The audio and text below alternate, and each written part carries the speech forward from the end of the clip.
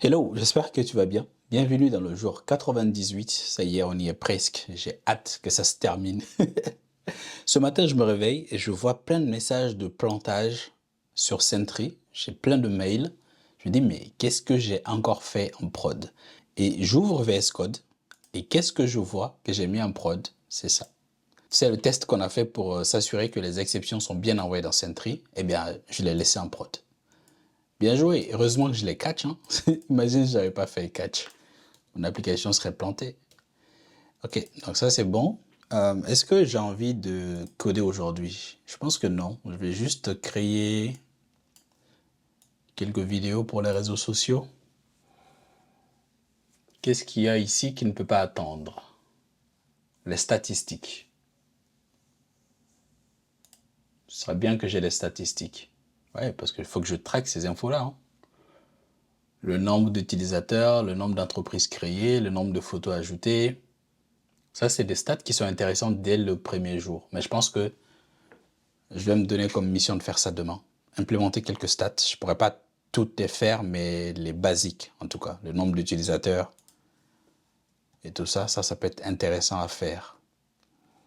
Et ce que je voulais faire aussi, je pense que c'est de limiter les pays tout de suite. Ici, là. Prendre seulement quelques pays d'Afrique de l'Ouest dans un premier temps. Ou même que j'aurais pu même garder que le Mali en vrai, hein. Franchement, j'hésite beaucoup. Soit je garde que le Mali, soit je mets quelques pays d'Afrique de l'Ouest.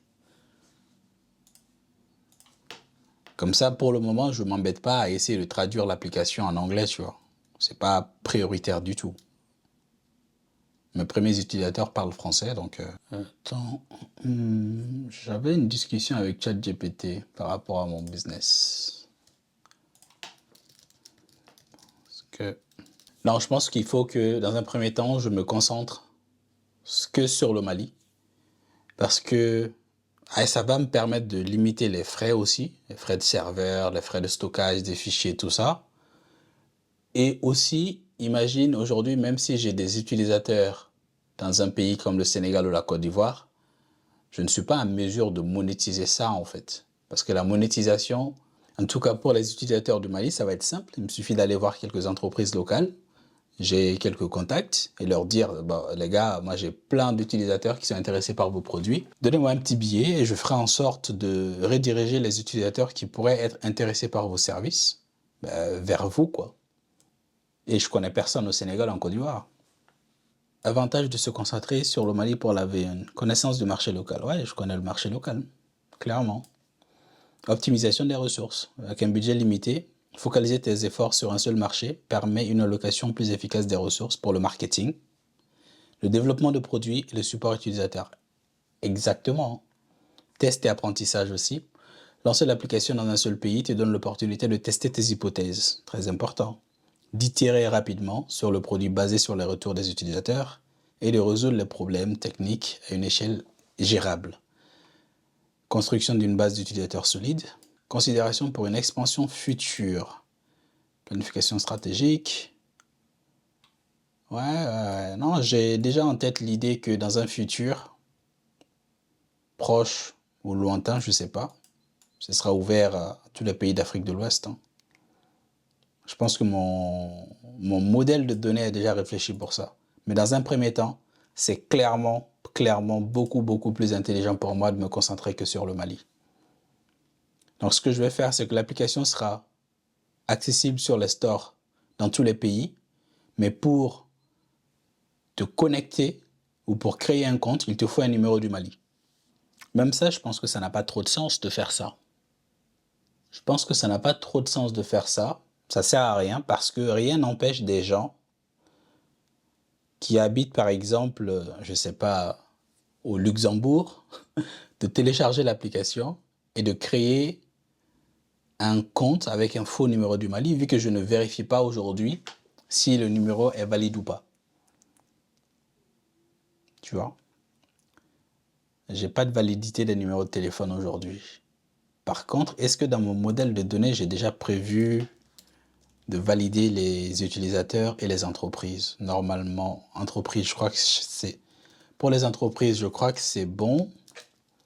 Mais pour les utilisateurs, j'ai un doute là. Alors, schéma Prism, production, on va fermer ça. Modèle user, est-ce que j'ai un is verified? Yes, j'ai un is verified. Par défaut, c'est false. Donc, limite, ce que je peux faire, c'est peut-être laisser les gens créer leur compte. Et à un certain moment, je leur dis, il faut que tu vérifies ton numéro de téléphone, quoi. Là aussi, il y a un problème, c'est que la vérification des numéros de téléphone par SMS, ça coûte cher. En Afrique, ça coûte cher. C'est genre 15 centimes par SMS. C'est énorme. Est-ce que tu te rends compte du prix? 15 centimes par SMS. Imagine, dans le meilleur des mondes, tu as 20 000 utilisateurs. Fois 0,15. Ça fait 3 000 €. Hein? Et ça, c'est que pour la vérification. Et quand la personne va essayer de changer son numéro de téléphone aussi, il faudra que tu vérifies tout ça. Ça fait un petit budget que j'ai pas tout de suite. C'est pour ça que j'ai mis la vérification des numéros de téléphone de côté. Je pourrais éventuellement le faire via WhatsApp. Ceux qui veulent vérifier leur compte. Je sais que l'API Twilio permet de faire ça aussi. Twilio, WhatsApp, pricing. Par contre, je ne sais plus c'était quoi le prix. WhatsApp, non, c'est pas ça que je veux. C'est Twilio qui m'intéresse. Ou peut-être que je pourrais moi-même intégrer l'API WhatsApp. Hein, ce serait peut-être moins cher. Ce sera peut-être moins cher si j'utilise l'API WhatsApp moi-même directement que de passer par ces services-là, non? Twilio Product Verify Messaging, c'est pas vraiment du messaging. Bon, je peux faire du messaging et envoyer un code à la personne. WhatsApp. On va voir ça coûte combien. Je sais plus combien ça coûtait. Si pricing.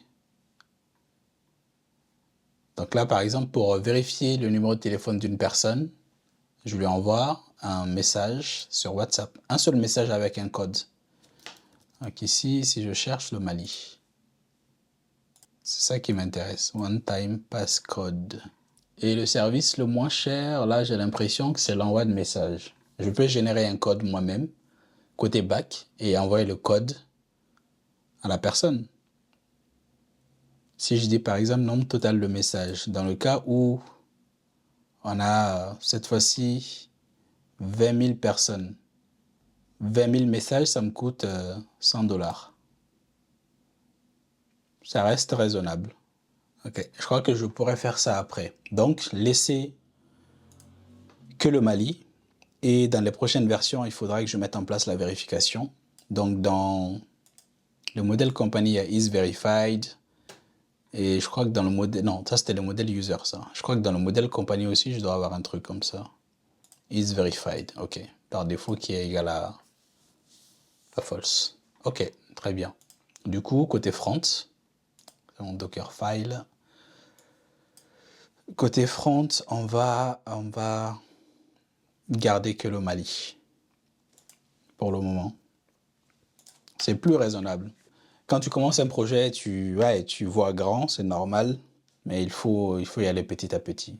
Parce que si j'ouvre plein de pays, je peux être dépassé par le prix et conséquent, je serais peut-être obligé de fermer la boîte, quoi, alors qu'on n'a même pas commencé l'aventure encore. Donc si je viens dans Login Page,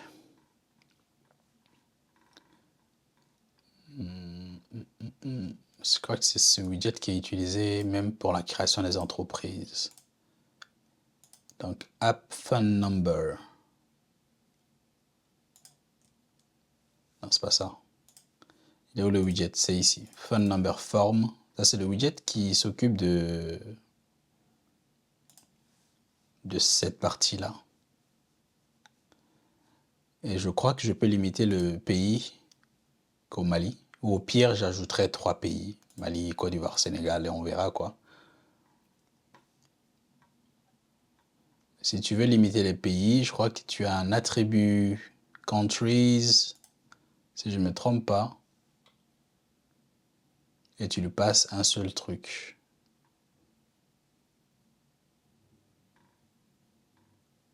countries, liste de strings. Ah, il est là en plus, je l'avais commenté. Donc en gros, si je fais ça, countries, et que je garde que le Mali, ça veut dire que ici, tu ne peux même plus cliquer parce que tu n'as qu'un seul choix. Tu n'as que le Mali. Si je veux ajouter le Sénégal, je fais juste SN, Côte d'Ivoire. En plus, il a pris beaucoup de pays d'Afrique de l'Ouest là. Si je veux ajouter d'autres pays, j'ai juste à faire ça en fait. C'est pas ça, c'est ça. Du coup, j'ai ce pays-là. Tu vois? On va garder que le Mali dans un premier temps. Et ce mois-ci, on va se donner un mois pour faire le marketing à fond sur le Mali. Donc, on est le jeudi 14 mars. Donc, on se donne jusqu'à peut-être fin avril pour avoir les retours des utilisateurs, améliorer ce qu'il y a à améliorer. Et ensuite, je vais ouvrir d'autres pays. Et il faut être honnête aussi, c'est que je pense que le public malien sera beaucoup plus indulgent avec moi parce qu'ils me connaissent qu'un public d'autres pays, tu vois. Si des Maliens téléchargent mon app et qu'ils voient qu'il y a plein de bugs ou des trucs qui ne sont pas encore, qui ne fonctionnent pas très bien, je pense qu'ils seront plus indulgents. Donc je pense que c'est mieux de commencer par des gens qui te connaissent déjà pour tester tes hypothèses, comme l'a dit ChatGPT, et ensuite on va ajouter d'autres pays. Hein. On va ajouter d'autres pays. Et je voulais juste vérifier que c'est le même widget qui est utilisé lors de la création d'une entreprise aussi. Donc si je me connecte... Alors pourquoi j'arrive pas? Ok. 00. Et de toute façon, dans la base, les données que j'ai pour le moment, c'est que des données du Mali, quoi. Ok, on va essayer de créer une entreprise pour voir... Attends, est-ce que le serveur, il est lancé en plus? Il doit être lancé, sinon j'aurais pas pu me connecter là, non? Ok, donc on va essayer de créer une entreprise. Test. Restaurant. Et ok, ici aussi, il n'y a que le Mali. Ok, c'est ça que je voulais tester. Très bien. Par contre, pourquoi... Ok, il y a des entreprises, mais ce n'est pas cette personne-là qui les a créées. C'est pour ça. C'est pour ça. Est-ce qu'il y a autre chose que je voulais faire avant de livrer une nouvelle version? La mise à jour des photos, on verra après. Les stats aussi, on verra après. Ce bug-là, je ne suis pas en train de le voir. Pourquoi la route GetMe école quand on importe une photo d'un company banner image? On va tester ça. Je ne suis pas sûr que ça existe ça encore. GetMe, c'est dans Auth Provider. Je crois que c'était ici, non? Ouais, GetMe, il est appelé que ici. J'espère que j'ai pas toujours ce bug parce que j'ai aucune envie d'essayer de débugger ça maintenant. Alors, on va essayer de créer une entreprise pour voir si c'est toujours d'actualité.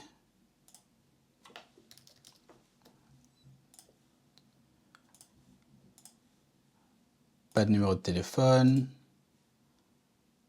Choisir depuis la galerie. Autoriser l'accès complet. On va prendre ça. Je fais ça. Ouais, non, il est plus appelé. Il est plus appelé. Ok. Ok, donc ce bug n'existe plus. Trello, on peut le mettre à terminer. En vrai, tout ça, c'est dans production. Hein. Je peux mettre tout ça dans production. On va les truquer après. La page d'erreur, je veux pouvoir rafraîchir la page ou revenir en arrière. Je crois qu'il y a déjà un truc comme ça. Demander à l'utilisateur de saisir son mot de passe avant de supprimer son compte. C'est pas encore fait. Bon, on verra ça dans les prochains jours. Ok, je crois que c'est tout. Donc je vais faire une nouvelle livraison, créer un peu de contenu pour les réseaux sociaux. Et donc je te dis à demain. Ciao, ciao.